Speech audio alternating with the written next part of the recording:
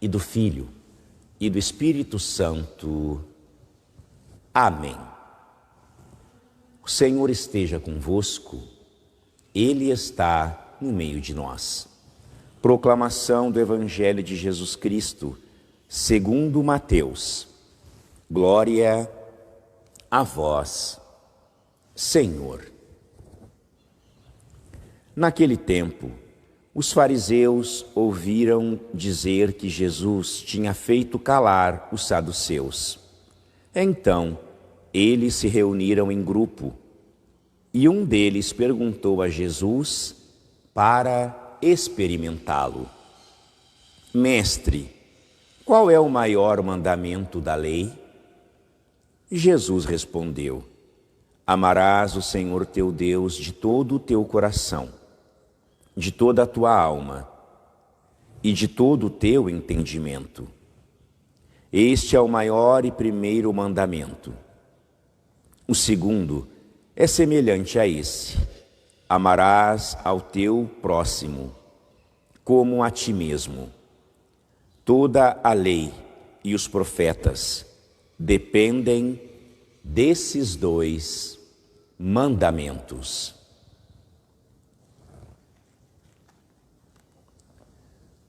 Palavra da salvação.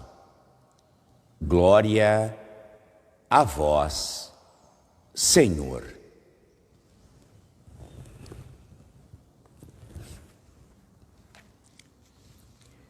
Que alegria para nós, queridos irmãos e irmãs, podermos nesta manhã de sexta-feira, dia 21 de agosto, nos reunirmos aqui na página do Padre Ágaro no Facebook, na página Paráclitos, na Divina Eucaristia, na Matriz São Sebastião de Novo Horizonte, também aqui no Instagram do Padre Ágaro, para juntos celebrarmos o maior mistério da nossa fé.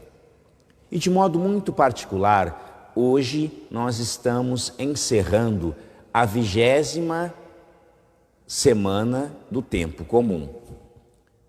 E talvez você vai dizer: mas padre, a semana litúrgica não encerra-se no sábado? Sim. A semana litúrgica, ela inicia no domingo anterior e encerra no sábado. Porque a cada domingo a igreja inicia uma nova semana litúrgica. Mas você sabe, o Padre Ágaro já comunicou a vocês que nós teremos missa somente de segunda a sexta-feira. Sábados e domingos, o padre não vai fazer a transmissão da Santa Missa. Porque aqui na cidade onde o padre está, já iniciou-se as missas presenciais. E em virtude disso, nós não vamos celebrar a missa com vocês pela internet no sábado nem no domingo. Hoje nós encerramos então esta 20ª semana do tempo comum. E é importante nós lembrarmos, queridos irmãos e irmãs, que nesta 20ª semana do tempo comum, a igreja nos convida no mês vocacional a meditar sobre a vocação consagrada. E falar da vocação consagrada é viver aquilo que a liturgia de hoje traz como ponto central. O centro da liturgia desta sexta-feira, queridos irmãos e irmãs, nada mais é do que trazer ao coração do homem a esperança no amor. Porque aqui está todo o sentido da vocação consagrada. Aqui está todo o sentido da vida do homem, da mulher, do casal, da família que se consagrou a Deus inteiramente para servi-lo na sua igreja e servir os irmãos. Renovar a esperança no amor, para isso Deus nos chamou. Porque o consagrado, porque a consagrada é aquele homem, aquela mulher que deixou tudo, que renunciou família, que renunciou casa, que renunciou esposo, que renunciou esposa, que renunciou filhos, que renunciou os bens materiais para ter um único amor. E este amor é Deus. Todas as vezes que o homem deixa de amar a Deus sobre todas as coisas, deixa Deus de lado, tira Deus do centro, o homem torna-se um homem triste, um homem sem esperança, um homem pequeno no amor. Assim nos ensina também os grandes formadores da vida consagrada e da vida religiosa. O consagrado, a consagrada neste mundo é aquele que ama grande, mas que vive pequeno. Ama grande, sonha grande, mas vive pequeno. E talvez você vai dizer: ah, padre, mas eu não sou consagrado, eu não sou religioso, eu não sou religiosa, eu não preciso me preocupar com essas coisas. E eu lembro você que também ao longo desta semana eu tenho dito que a nossa primeira consagração é o batismo. Logo, se você é consagrado pelo batismo, se você é chamado à santidade pelo batismo, você também precisa sonhar grande, você também precisa amar grande e viver pequeno. Porque se você e eu não vivermos pequeno, nós não amamos a Deus de todo o coração, com toda a nossa alma, com todo o nosso entendimento, com toda a nossa força. E não amaremos também o próximo. Aquilo que ouvimos no Evangelho hoje, queridos irmãos e irmãs, Jesus, ele não está dizendo para os discípulos, ele não está dizendo para aqueles que o seguiam. A palavra de Deus vai nos recordar: os fariseus, depois de saberem que Jesus tinha feito calar os saduceus, eles vão tentar Jesus, eles vão colocar Jesus à prova, eles vão experimentá-lo. E aqui nós abrimos um parênteses: quantas vezes eu e você também colocamos Deus à prova? Quantas vezes eu e você também sabemos a verdade, mas em virtude do fechamento do nosso coração, nós fazemos de conta que não sabemos. Aí eu vou lá perguntar para o padre: padre, eu posso separar do meu esposo? Padre, eu posso separar da minha esposa? Você sabe que não pode. Você sabe que é pecado você separar e casar de novo. Porque entenda, separar do teu marido, da tua mulher, você que casou na igreja, a separação em si não é pecado. Deus não quer que ninguém viva sofrendo, viu? Luta pelo teu matrimônio, luta pelo teu esposo, luta pela tua família, luta pelos teus filhos, luta. Você lutou e viu que não tem como, só tem uma saída. Deus não quer que você fique sofrendo, Deus não quer você infeliz. Mas saiba, se você separa do teu esposo, separa da tua esposa, você que é casado na igreja, eu pergunto, você vai dar conta de viver sozinho depois? Porque se você casa de novo, se você arruma um namorado, se você arruma um caso, você sabe que você não pode participar dos sacramentos da Eucaristia e da confissão. Isso é catequese. Isso é catequese. Separar não é pecado. Pecado é você que não dá conta e aí tem que ir atrás do Ricardão, da Ricardona, do Joãozinho, da Jonjona e...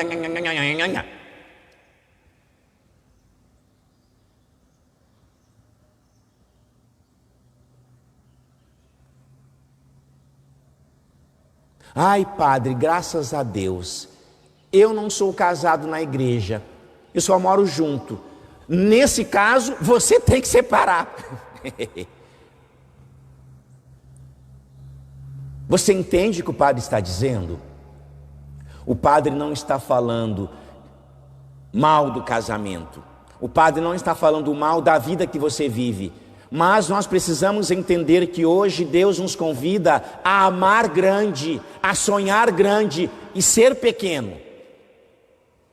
Muitas vezes nós sabemos o que temos que fazer, mas colocamos Deus à prova.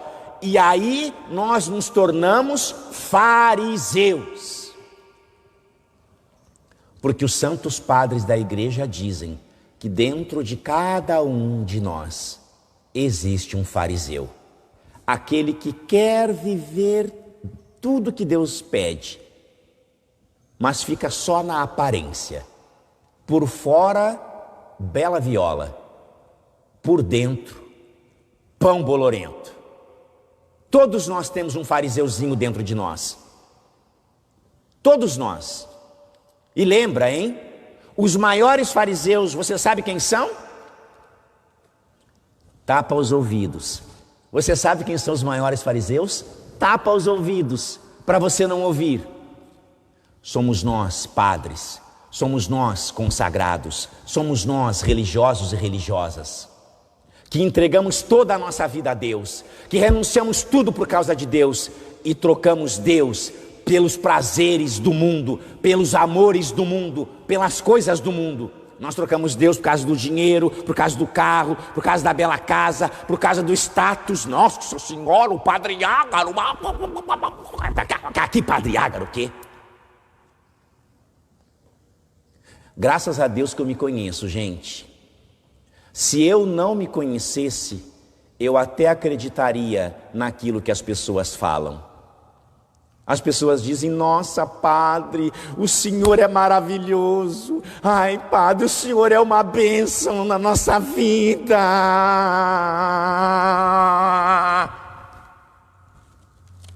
E eu digo: sou, porque você não me conhece. Pergunta para quem me conhece se eu sou bênção. Pergunta. Pergunta para os meus irmãos de comunidade. Pergunta para a Franciele da Cruz. A Franciele da Cruz, ela mora lá em Passos. Ela e o Evânio e as suas filhas fazem parte da nossa comunidade Providência Santíssima. Eles são casal consagrado. Eles me conhecem um pouquinho. Pergunta para a Franciele aí no Facebook se o Padre Ágaro é uma bênção. Pergunta. Pergunta para os meus irmãos da comunidade missionária Providência Santíssima se eu sou uma bênção. Pergunta.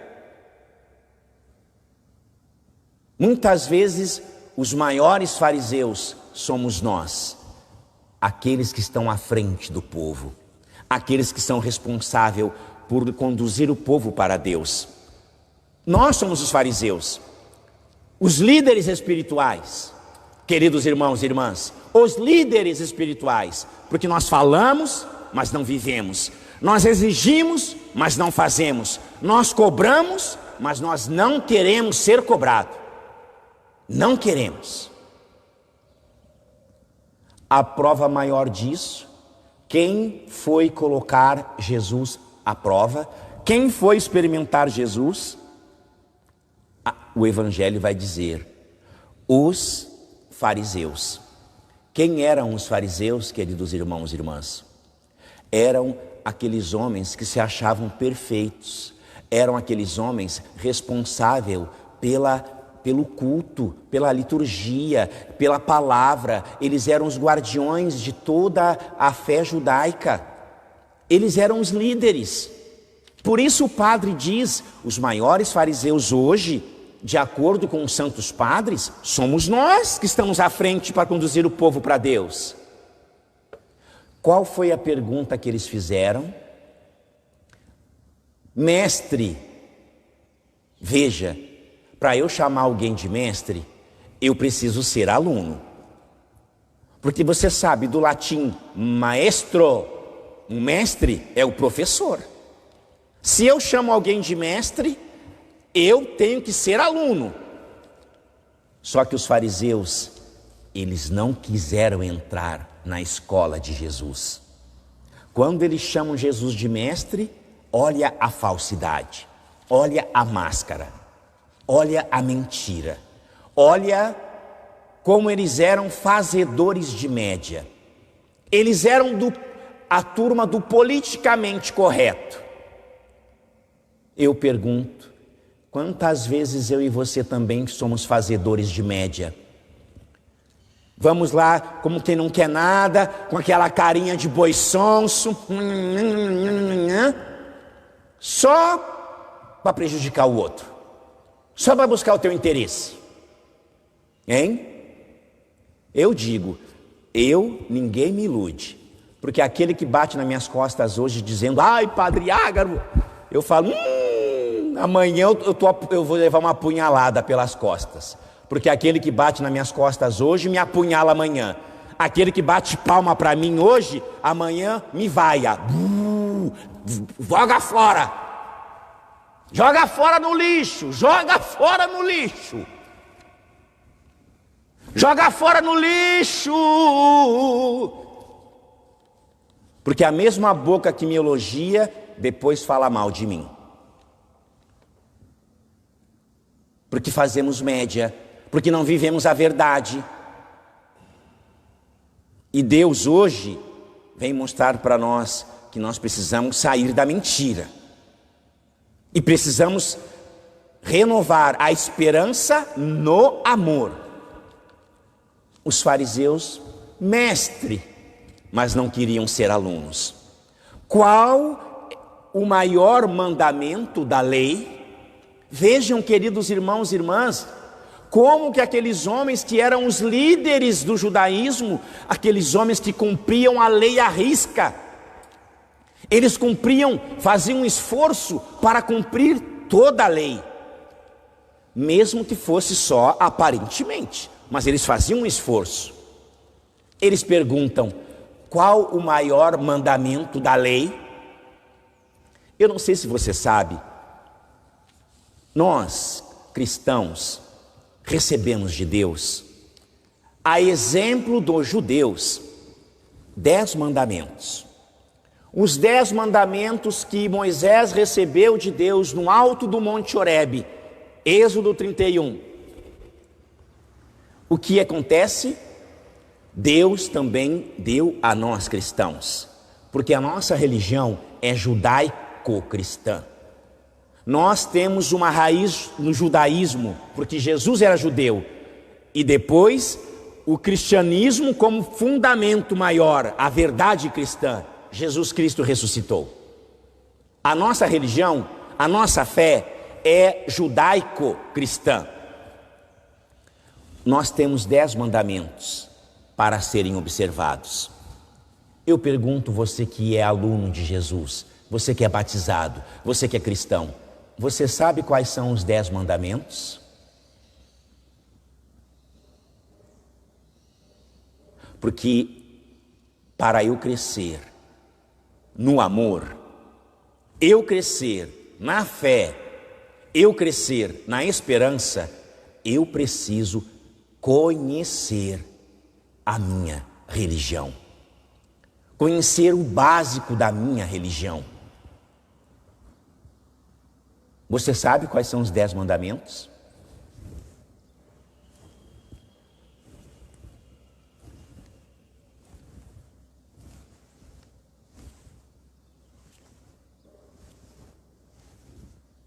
Sabe ou não? Ai, padre, mas é muito difícil viver os 10 mandamentos, padre. Claro que é difícil, porque nós não amamos grande, porque nós não sonhamos grande, porque nós queremos viver grande. Nós fazemos o inverso daquilo que Deus nos convida a viver.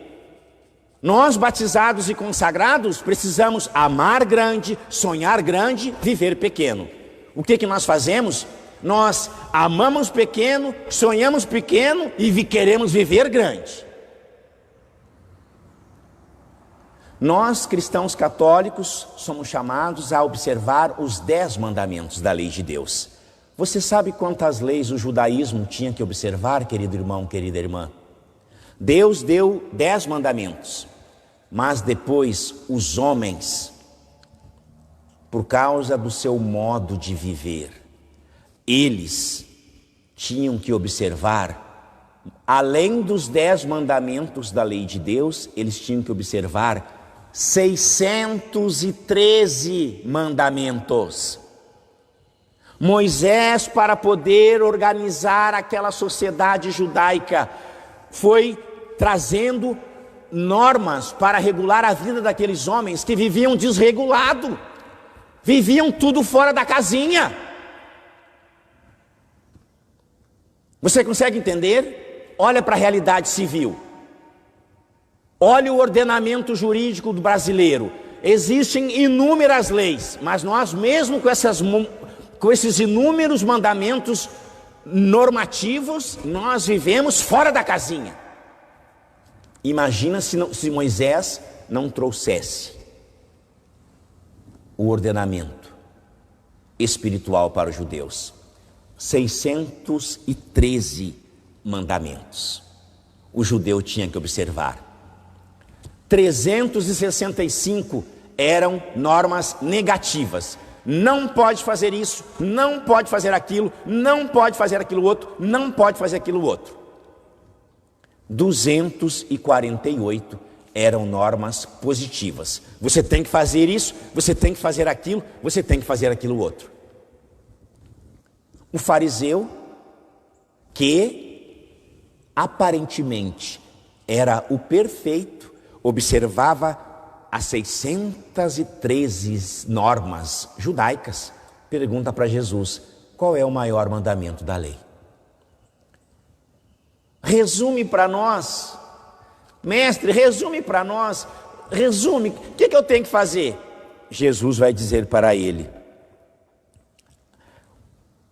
amarás o Senhor teu Deus de todo o teu coração, com toda a tua alma, com todo o teu entendimento, com toda a tua força.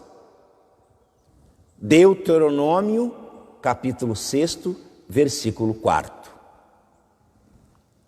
Este é o primeiro e maior mandamento. O segundo é semelhante a este: amarás o teu próximo como a ti mesmo. O resumo de todas as leis que nós precisamos viver neste mundo, queridos irmãos e irmãs, é o amor. E aqui nós precisamos entender, Deus nos convida hoje, através desta liturgia, a verdadeiramente reavivar em nós a esperança no amor. Quantos de nós estamos mortos para o amor? Quantos de nós estamos desesperançados pela falta do amor? Quantos de nós estamos semelhantes a esses ossos secos que nós ouvimos na primeira leitura do profeta Ezequiel? Porque quando não existe o amor, nós estamos ressequidos. Quando não existe o amor, nós estamos definhando. Quando não existe o amor, nós estamos morrendo. Somos mortos vivos. Jesus no Evangelho vai dizer: o maior mandamento, amar a Deus de todo o coração. E por que ele diz para amar de todo o coração? Porque para a antiguidade, querido irmão, querida irmã,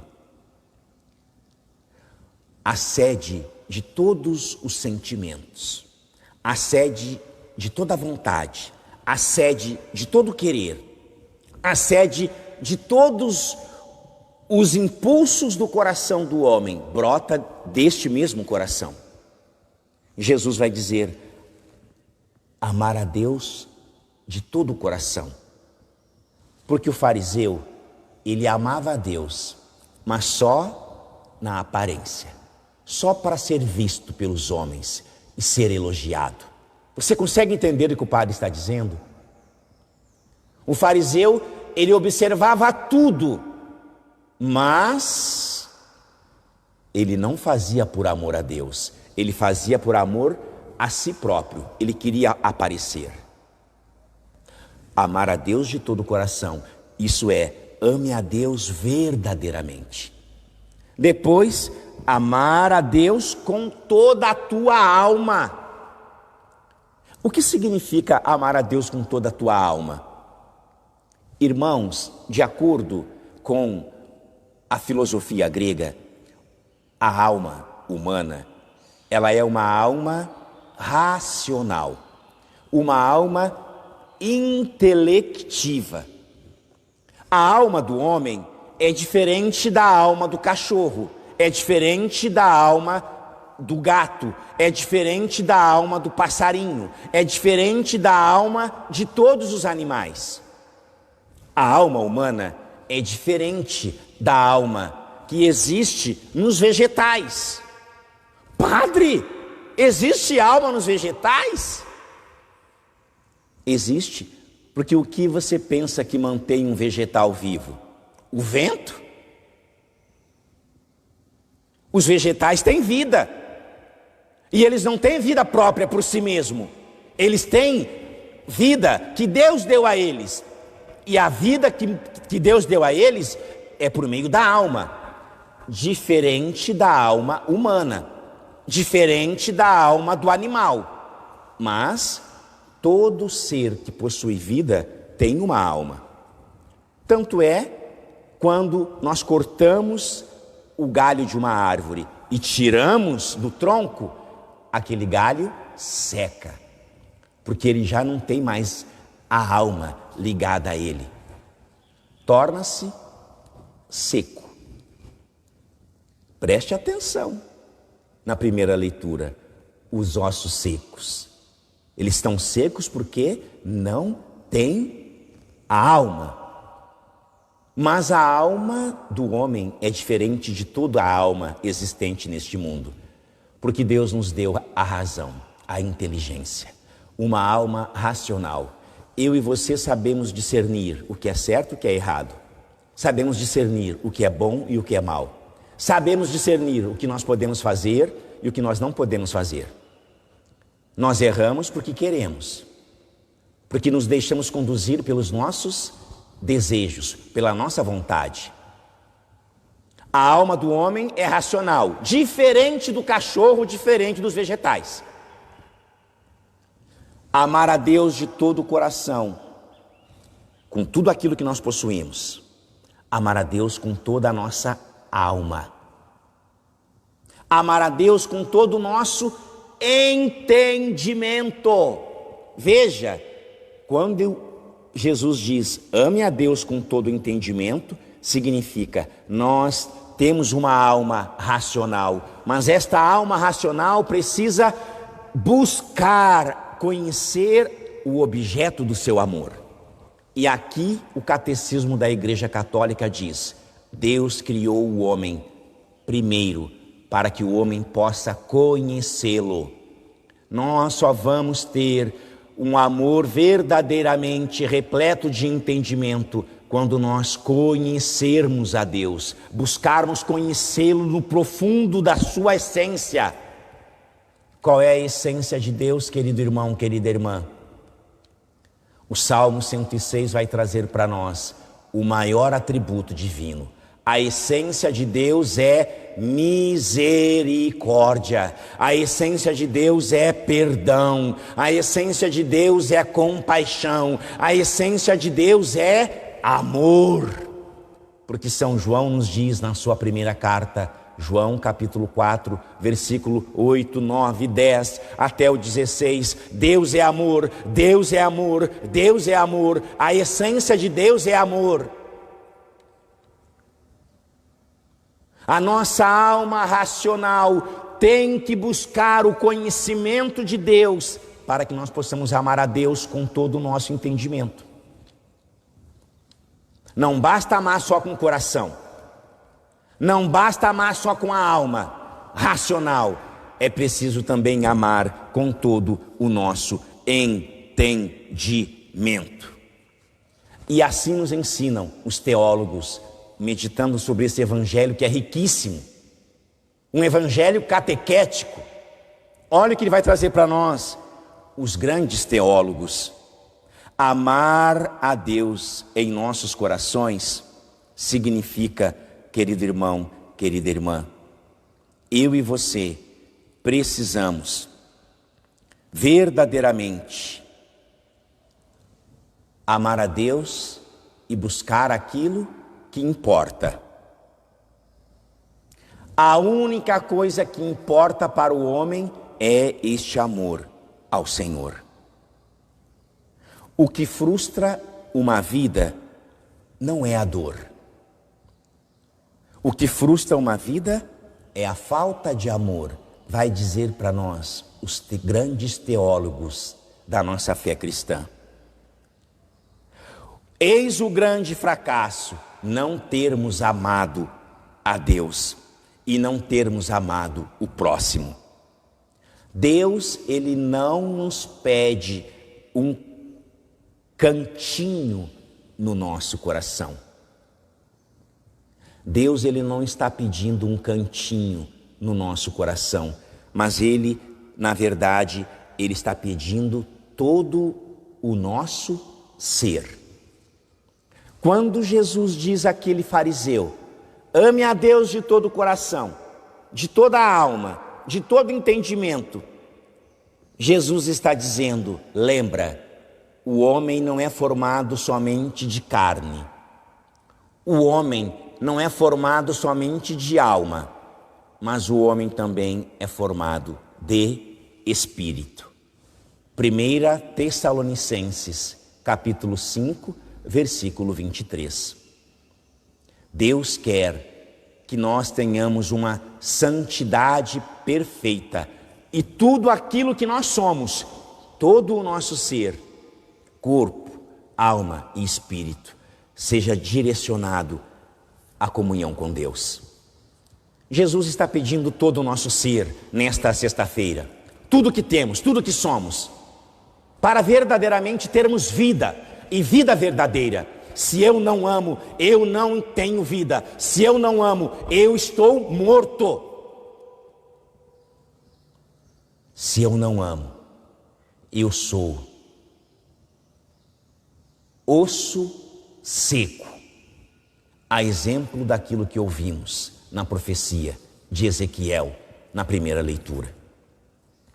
O contexto que nós ouvimos, esta grande profecia de vida, esta grande profecia, querido irmão, querida irmã, de esperança, é este: o povo de Israel, por causa do desamor, foi levado para o exílio da Babilônia, foi tirado da terra prometida, foi tirado da terra do amor e foi levado para uma região de sofrimento.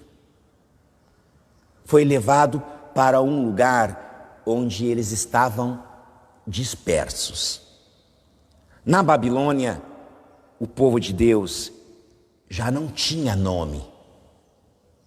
Israel já não era mais Israel. O povo de Deus já não tinha casa. Porque a casa para o judeu era a terra que o próprio Deus lhes deu. O povo de Israel já não tinha o culto. O povo de Israel na Babilônia já não tinha o templo. O povo de Israel já não tinha a vida social e a vida política, porque eles estavam sob o jugo do rei Nabucodonosor. Mesmo que eles tivessem um pouquinho de liberdade, eles estavam sobre um jugo político, social, econômico. Diante desta verdade, a imagem dos ossos secos mostram a vida daquele povo que se afastou de Deus, que é amor. Você consegue perceber todas as vezes que eu e você nos afastamos de Deus, nós nos tornamos ossos secos, ressequidos, não amamos, não vivemos a vida plena que só Deus pode nos dar. Somos arrancados da terra que Deus nos deu, a terra que corre leite e mel, a terra do amor, e somos levados para uma terra seca. Quantos de nós estamos secos pela falta do amor, porque não amamos? E olha, quando o padre diz que nós não amamos, não significa perfeição, querido irmão, querida irmã, porque amor perfeito só Deus vive. Aqui na terra não existe amor perfeito. Só aquela florzinha. Você conhece aquela florzinha que nós chamamos de amor perfeito? Aqui na terra, só aquela florzinha tem um nome de amor perfeito. Ou então, aquela música antiga, que eles cantavam: amor perfeito existiu entre nós dois, quem me dera que depois fosse tudo se acabar. Porque aqui na terra não existe amor perfeito, uma hora acaba, se não está em Deus. Amor humano nunca é perfeito sem Deus.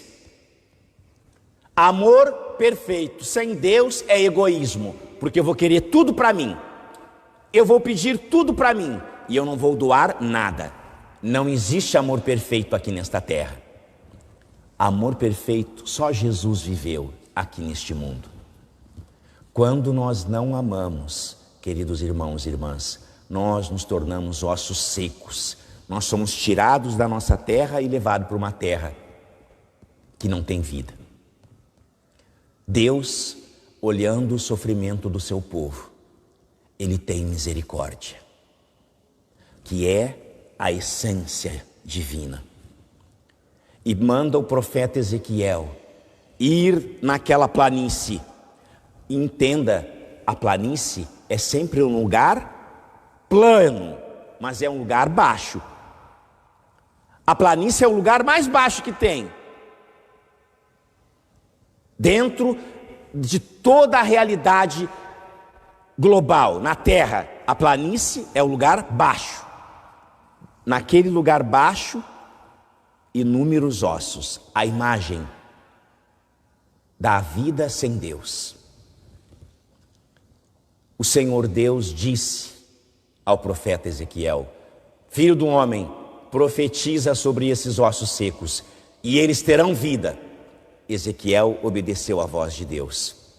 Ele profetizou, e os ossos começaram a se unir, formar nervos, músculos, pele, ficaram todos prontos para a existência.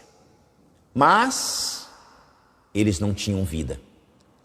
Eles tinham corpo, mas não tinham vida, porque faltava a outra dimensão humana. Lembra, o homem não é só corpo, o homem não é só alma, o homem também é espírito. Falta o espírito que dá vida.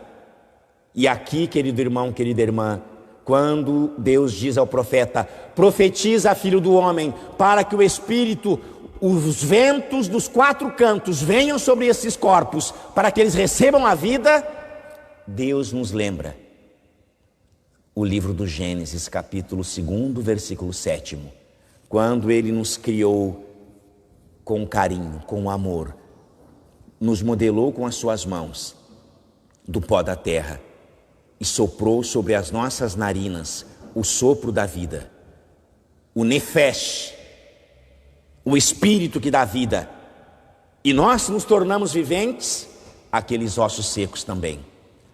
Logo após o profeta profetizar ao espírito, aqueles ossos que eram secos tornaram-se seres viventes, restaurados, renovados pela graça de Deus. Uma palavra de esperança para o povo de Israel que estava no exílio, triste, desesperançado, sem amor, sem alegria, sem fé. Deus envia o profeta Ezequiel para trazer a fé àquele povo, para trazer a esperança àquele povo. a mesma esperança que Deus deu a cada um de nós quando enviou seu Filho Jesus para morrer na cruz.